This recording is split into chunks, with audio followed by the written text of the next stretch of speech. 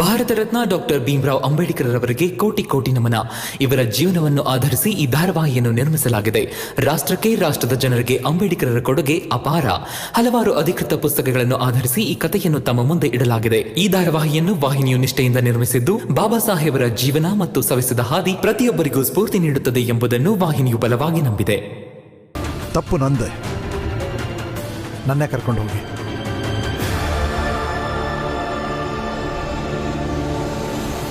ತಗೋ, ಮತ್ತೆ ಈ ಭೀಮರಾವೇ ಗೆದ್ದ. ನಡೀರಿ ಇಲ್ಲಿಂದ, ನಡೀರಿ.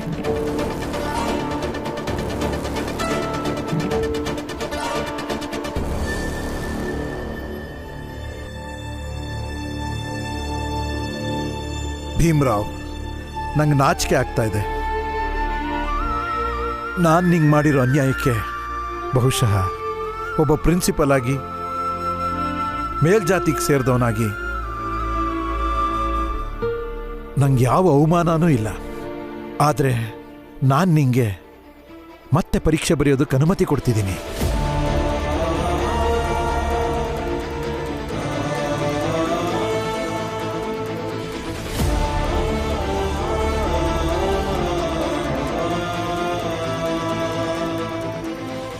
ಪ್ರಿನ್ಸಿಪಲ್ ಸರ್, ನೀವು ತುಂಬಾ ತಪ್ಪು ಮಾಡ್ತಿದ್ದೀರಾ.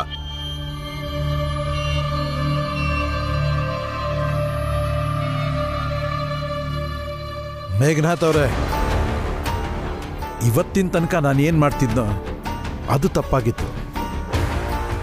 ಈಗ ನಾನು ಮಾಡಕ್ಕೆ ಹೊರಟಿರೋದೇ ಸರಿಯಾಗಿದೆ. ನೀವೀಗ ಭೀಮರಾವ್ಗೆ ಪರೀಕ್ಷೆ ಬರೆಯೋದಕ್ಕೆ ಅನುಮತಿ ಕೊಡಿ. ಈ ವಿಷಯನ ನಾವಿಲ್ಲಿಗೆ ಕೈ ಬಿಟ್ಬಿಡ್ತೀವಿ.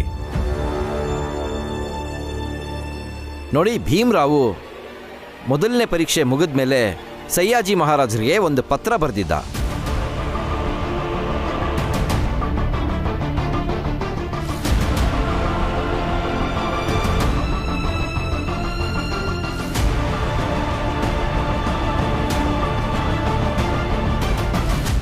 ನೀವು ಈ ಹೊತ್ತಲ್ಲಿ ಯಾರಿಗೆ ಪತ್ರ ಬರೀತಿದ್ದೀರಾ? ರಮಾ, ಮೇಘನಾಥ್ ಅವರು ಮತ್ತು ಅವ್ರ ಮಕ್ಕಳು ನಡ್ಕೊಂಡಿದ್ದ ರೀತಿ ನೋಡಿದ್ರೆ ಅವರು ಖಂಡಿತ ಸುಮ್ಮನೆ ಕೊರೋರಲ್ಲ. ಮುಂದಿನ 5 ಪರೀಕ್ಷೆ ಮುಗಿಯೋದ್ರೊಳಗಡೆ ನಾನು ಪರೀಕ್ಷೆ ಬರೀದೇ ಇರೋ ಥರ ಏನಾದರೂ ಒಂದು ಷಡ್ಯಂತ್ರ ಹೂಡಿರ್ತಾರೆ. ಈ ಸಲ ಏನೋ ಪರೀಕ್ಷೆ ಬರೆದ್ಬಿಟ್ಟೆ, ಆದರೆ ನಾಳೆ ಏನಾಗುತ್ತೋ ನನಗೆ ಗೊತ್ತಿಲ್ಲ. ಅದಕ್ಕೆ ನಾನು ಸಯ್ಯಾಜಿ ಮಹಾರಾಜರಿಗೆ ಪತ್ರ ಬರೀತಿದ್ದೀನಿ. ಈ ಪತ್ರದಲ್ಲಿ ನಾನು ಮನವಿ ಮಾಡ್ಕೊಂಡಿದ್ದೀನಿ, ಮತ್ತೇನಾದರೂ ಮುಂದೆ ನನಗೆ ಈ ಪರಿಸ್ಥಿತಿ ಬಂದರೆ ಅಥವಾ ಯಾವುದಾದ್ರೂ ತೊಂದರೆಯಲ್ಲಿ ನಾನು ಸಿಕ್ಕಾಕೊಂಡ್ರೆ ನನಗೆ ಸಹಾಯ ಮಾಡಿ ಅಂತ. ಮತ್ತು ರಮಾ, ನೀನು ಈ ವಿಷಯ ಚೆನ್ನಾಗಿ ನೆನ್ಪಿಟ್ಕೊ. ಹೌದು, ಇದಕ್ಕೆ ಉತ್ತರ ಕೂಡ ಬಂದಿದೆ. ಯಾವುದೇ ತೊಂದರೆ ಇದ್ರೂ ಸಾಹೇಬ್ರ ಹತ್ರ ಹೋಗಿ ಅಂತ. ಅದಕ್ಕೇನೆ ಸಮಸ್ಯೆನ ಖುದ್ದು ನಿಂತು ಪರಿಹರಿಸಬೇಕು ಅಂತ ಮಹಾರಾಜರು ನಮಗೆ ಸೂಚನೆ ಕೊಟ್ಟಿದ್ರು. ಆದ್ರಿಂದ ನೀವೇನೇ ಪ್ರಯತ್ನ ಪಟ್ಟರೂ ಭೀಮಾ ಪರೀಕ್ಷೆ ಬರೆಯೋದನ್ನು ತಡೆಯೋಕ್ಕಾಗಲ್ಲ.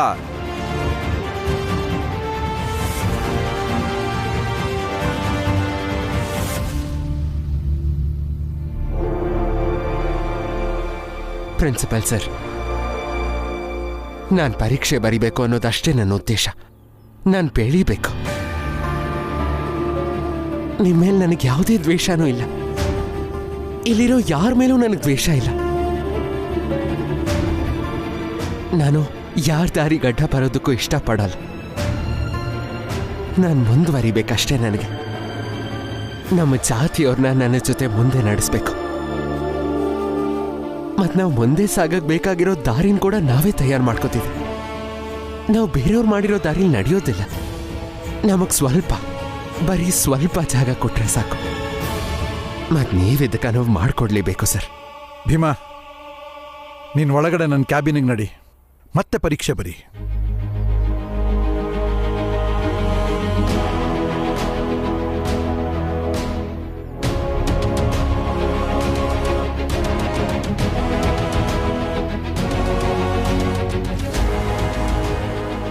ನೀವು ಒಳಗೆ ಬನ್ನಿ. ದಯವಿಟ್ಟು ಭೀಮನ್ ಪರೀಕ್ಷೆ ಮುಗಿಯೋವರೆಗೂ ನೀವು ಸ್ವಲ್ಪ ಕಾಯಬೇಕಾಗತ್ತೆ. ಬನ್ನಿ. ನೀವು ಪರೀಕ್ಷೆ ಬರ್ದು ಬನ್ನಿ, ನಾವಿಲ್ಲೇ ನಿಮ್ಗೋಸ್ಕರ ಕಾಯ್ತಿರ್ತೀವಿ.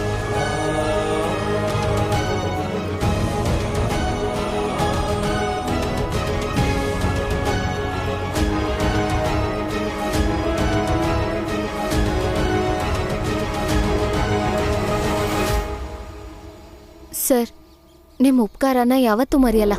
ನೀವು ಸರಿಯಾದ ಸಮಯಕ್ಕೆ ಬಂದು ನಮಗೆ ಸಹಾಯ ಮಾಡಿದ್ರಿ. ಇರ್ಲಿ, ನಾವಿನ್ ಬರ್ತೀವಿ. ಮುಂದೆ ಏನೇ ತೊಂದರೆ ಬಂದರೂ ಸಯ್ಯಾಜಿ ಮಹಾರಾಜರಿಗೆ ಖುದ್ದು ಪತ್ರ ಬರೀರಿ.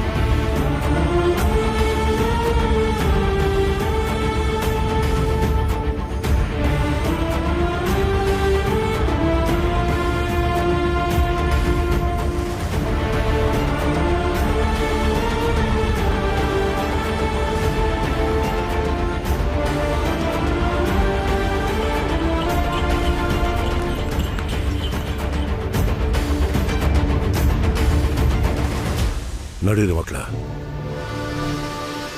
ದಾರಿ ಬಿಡಿ.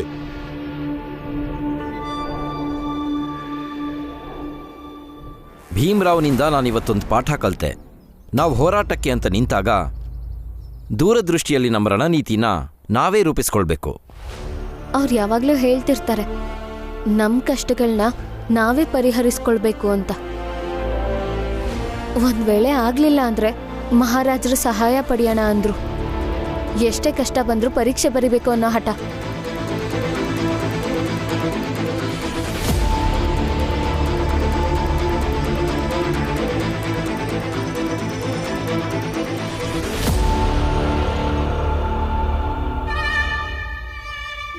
ನಂಗೆ ಕೋಪ ನೆತ್ತಿಗೆರ್ತಿದೆ. ಎಷ್ಟು ಪ್ರಯತ್ನ ಮಾಡಿದ್ವಿ, ಎಷ್ಟು ಬುದ್ಧಿ ಓಡಿಸ್ವಿ, ಪ್ರತಿಯೊಂದು ಮಾಡಿದ್ವಿ, ಎಲ್ಲ ವ್ಯರ್ಥ. ಒಂದಾದ್ಮೇಲೊಂದು ಈ ವರ್ಷದ ಪರೀಕ್ಷೆ ಮುಗಿತಾ ಬರ್ತಿದೆ. ಮತ್ತೆ ನಾವು ಪ್ರತಿ ಸಲ ಸೋಲ್ತಾನೆ ಇದ್ದೀವಿ. ಅಪ್ಪ,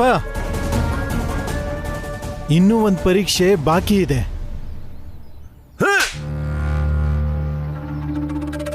ಒಂದಾದ್ಮೇಲೊಂದು ಪ್ರತಿಯೊಂದು ಪರೀಕ್ಷೆಗಳು ಮುಗಿತಾ ಬರ್ತಿದೆ. ನಾವೇನು ಮಾಡಕ್ಕಾಗ್ಲಿಲ್ಲ. ಇನ್ನೊಂದೇ ಒಂದು ಪರೀಕ್ಷೆ ಇಟ್ಕೊಂಡು ನಾವೇನ್ ಗೆಡ್ಸ್ಕತ್ತೀವ? ಇನ್ನೂ ಒಂದು ಪರೀಕ್ಷೆ ಬಾಕಿ ಇದೆಯಂತೆ. ನಮ್ ಪ್ರಯತ್ನ ಬಿಡಬಾರ್ದಪ್ಪ. ಭೀಮಾ ಪರೀಕ್ಷೆ ಪಾಸ್ ಆದ್ರೆ ಮಾತ್ರ ನಾವು ಖಂಡಿತ ಸೋತಂಗೆ. ಇನ್ನ ಜ್ಯೋತಿಬಾ ಫುಲೆ ಸಂಸ್ಥೆಯವರು ಭೀಮನ್ ಗ್ರಾಜ್ಯುಯೇಷನ್ ಪಾಸ್ ಆಗಿರೋದನ್ನ ಆಚರಣೆ ಮಾಡ್ತಿದ್ದಾರೆ.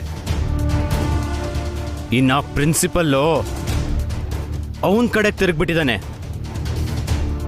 ಅವ್ರು ಎಷ್ಟು ನಗ್ತಾರೋ ಅಷ್ಟು ಅವಮಾನ ನಮಗೆ.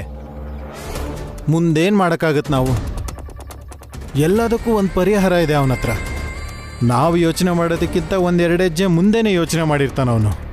ಇಷ್ಟು ವರ್ಷ ಕಾಲೇಜಲ್ಲಿ ಒಟ್ಟಿಗೆ ಓದಿ ನೀನೇನು ಕಲ್ತಿಲ್ಲ. ಈ ಸಲ ನಾನೇನಾದ್ರೂ ಮಾಡ್ತೀನಿ, ನೋಡ್ತಾ ಇರು. ಅಪ್ಪ, ನೀವು ನೋಡ್ತೀರಿ ನಾನು ಏನ್ ಮಾಡ್ತೀನಿ ಅಂತ.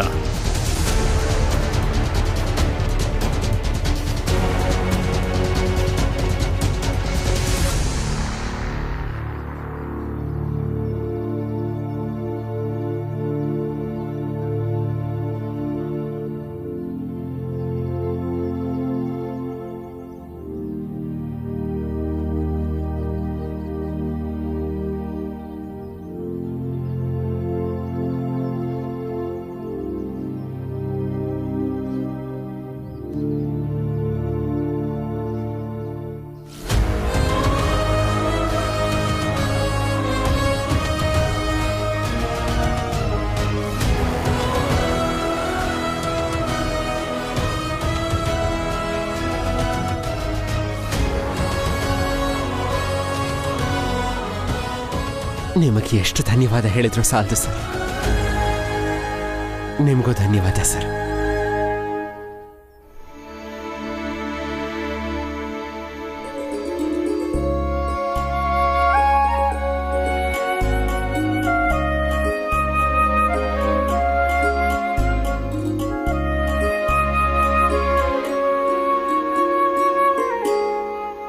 ನಿಜವಾಗ್ಲೂ ರಮ,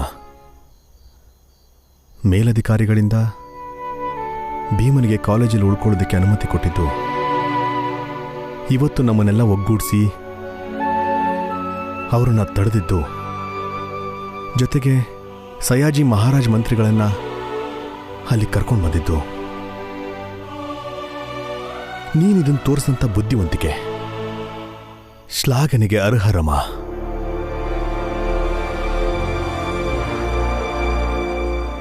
ರಮ, ನೀನು ಬೇಕಾದ್ರೆ ಬರೆದಿಟ್ಕೋ. ಖಂಡಿತವಾಗ್ಲೂ ಒಂದಿನ ಬರುತ್ತೆ. ಇಡೀ ಜಗತ್ಗೆ ರಮಾಬಾಯಿ ಅಂಬೇಡ್ಕರ್ ಆಗಿ ವಿಖ್ಯಾತಿ ಪಡಿತೀಯ.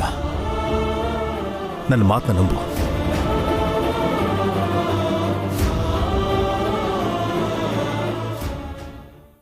ರಮಾ,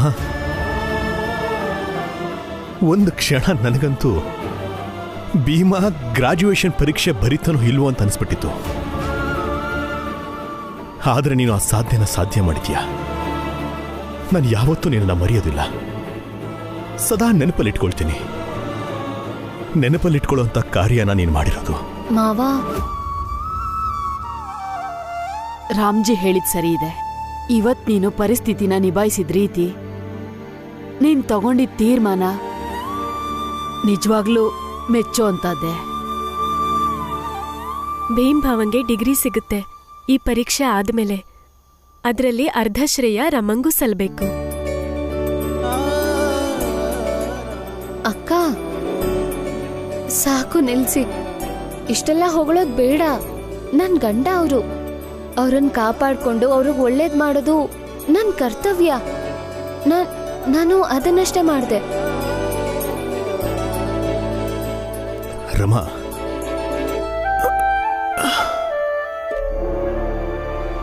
ಮಗಳೇ, ಏನು ಅಂದ್ರೆ ದೊಡ್ಡ ವ್ಯಕ್ತಿಗಳು ತಮ್ಮ ಹೊಗಳಿಕೆನ ಕರ್ತವ್ಯ ಅಂತ ಹೇಳಿ ತಿರಸ್ಕರಿಸ್ತಾರೆ.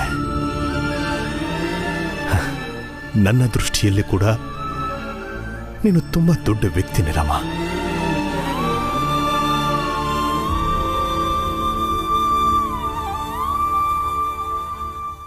ರೀ,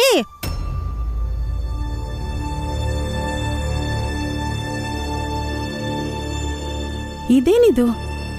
ಎಲ್ರೂ ಇಲ್ಲಿ ಹರಟೆ ಹೊಡಿತಾ ಇದ್ದೀರಾ? ಏನಾಯ್ತು? ಅಲ್ಲಿ ಹೊರಗಡೆ ಬಾಲ ಕರುಣ ಜಗಳ ಆಡ್ಕೊಂಡು ಬಿದ್ದಿದ್ದಾರೆ. ಏನು? ಬನ್ನಿ ಬೇಗ.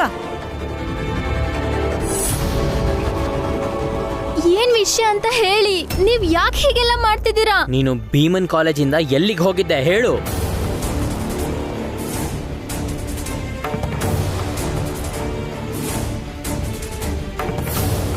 ಭೀಮ್ ಬಾವ, ಕಾಲೇಜಿಂದ ನಾ ಕೆಲ್ಸ ಹುಡ್ಕೊಂಡೆ ಹೋಗಿದ್ದೆ.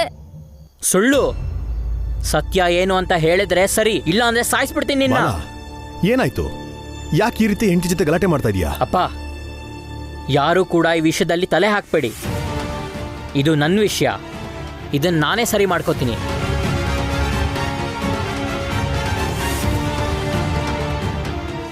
ಎಲ್ಲಿಗೆ ಹೋಗಿದ್ದೆ ಅಂತ ನೀನು ಹೇಳಲೇಬೇಕು.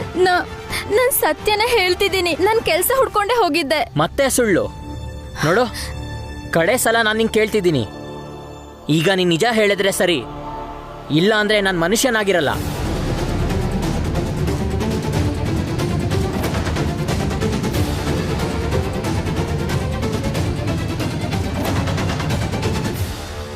ಕರುಣ ಸತ್ಯನೇ ಹೇಳ್ತಿದ್ದಾಳೆ ಪಾಪ. ಆದ್ರೆ ಬಾಲನ್ ಮನ್ಸಲ್ಲಿ ನಾನ್ ನೆಟ್ಟಿರೋ ಅನುಮಾನದ ಬೀಜ ಕರುಣನ್ ಮಾತ್ನ ನಂಬೋದಿಕ್ಕೆ ಬಿಡ್ತಿಲ್ಲ. ಬಾಲ, ಕರ್ಣ ಸುಳ್ಳು ಹೇಳ್ತಿದ್ದಾಳೆ ಅಂತಂದ್ರೆ ಹಾಗಾದ್ರೆ ನೀನ್ ಹೇಳು, ಎಲ್ಲಿ ಹೋಗಿದ್ಲು ಅಂತ.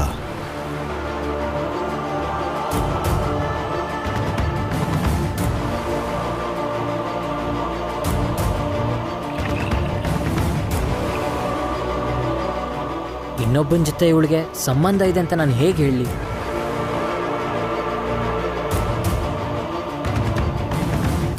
ಬಾಲ, ನಿನ್ ಮಾತು ಇಲ್ಲಿ ಯಾರೂ ನಂಬಲ್ಲ. ಸದ್ಯಕ್ಕೆ ಸುಮ್ಮನಿದ್ಬಿಡು. ಬಾಲಣ್ಣ, ಅದಕ್ಕೆ ಸುಳ್ಳು ಹೇಳ್ತಿದಾರಂತಾದ್ರೆ ನೀನೇ ಹೇಳ್ಬಿಡು ಎಲ್ಲಿ ಹೋಗಿದ್ರು ಅಂತ. ಏನೋ ಮಾಡಿರ್ತಾಳೆ ಕರುಣ, ಅದಕ್ಕೆ ಬಾಲ ಹೇಳ್ತಿರ್ತಾನೆ. ಬಾಲ ಯಾವತ್ತೂ ಸುಳ್ಳು ಹೇಳೋನಲ್ಲ. ಹೇಳು ಬಾಲ, ಮಾತಾಡೋ, ವಿಷಯ ಏನು ಹೇಳೋ.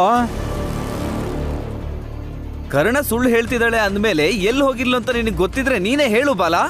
ಅಯ್ಯೋ, ಹೇಳಕ್ಕೇನಂತೆ ನಿನಗೆ? ಹಾ ಬಾಲಣ್ಣ, ಅದಕ್ಕೆ ಎಲ್ಲಿ ಹೋಗಿದ್ರು ಹೇಳು. ಇವಳನ್ನೇ ಕೇಳಿ ಎಲ್ಲೋಗಿದ್ಲು ಅಂತ.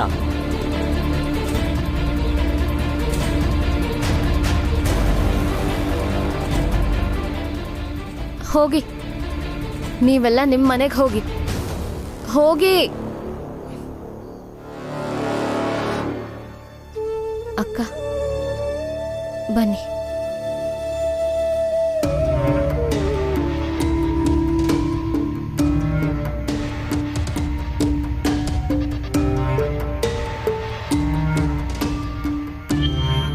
ಹೇಳಿದ್ನಲ್ಲ ನಾನು, ಭೀಮನ್ ಪರೀಕ್ಷೆ ಫಲಿತಾಂಶ ಬರೋ ಹೊತ್ತಿಗೆ ಬಾಲಕರುಣನ್ ಸಂಬಂಧ ಎಲ್ಲಿಗೆ ತಲುಪಿರುತ್ತೆ ಅಂದರೆ ಎಲ್ಲರೂ ಗೊಂದಲದಲ್ಲಿರಬೇಕಾಗತ್ತೆ. ಭೀಮ ಪಾಸ್ ಆದ ಅಂತ ಖುಷಿ ಪಡಬೇಕಾ,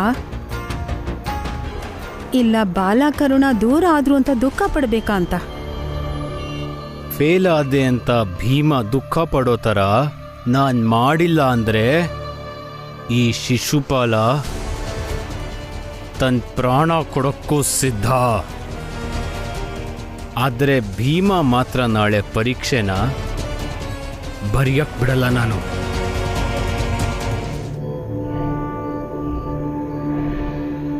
ಅಣ್ಣ,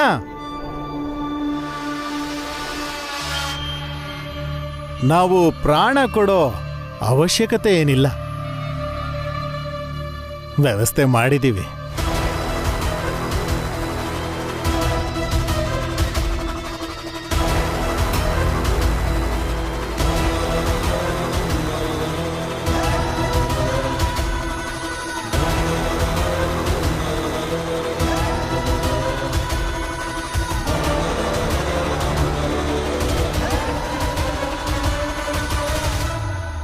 ಏನಿದು?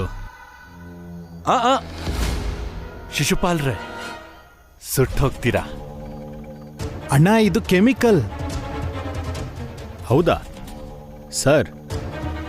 ನೀವು ತಂದಿರೋ ಈ ಕೆಮಿಕಲ್ ಇದೆಯಲ್ಲ, ನಿಜವಾಗ್ಲೂ ಕೆಲಸ ಮಾಡುತ್ತೆ ತಾನೆ? ಶಿಶುಪಾಲ್ರೆ, ನನಗೆ ರಸಾಯನಶಾಸ್ತ್ರ ಚೆನ್ನಾಗಿ ಗೊತ್ತು. ಯಾವುದು ಎಲ್ಲಿ ಕೆಲಸ ಮಾಡುತ್ತೆ ಅದು ಕೂಡ ಚೆನ್ನಾಗಿ ಗೊತ್ತು.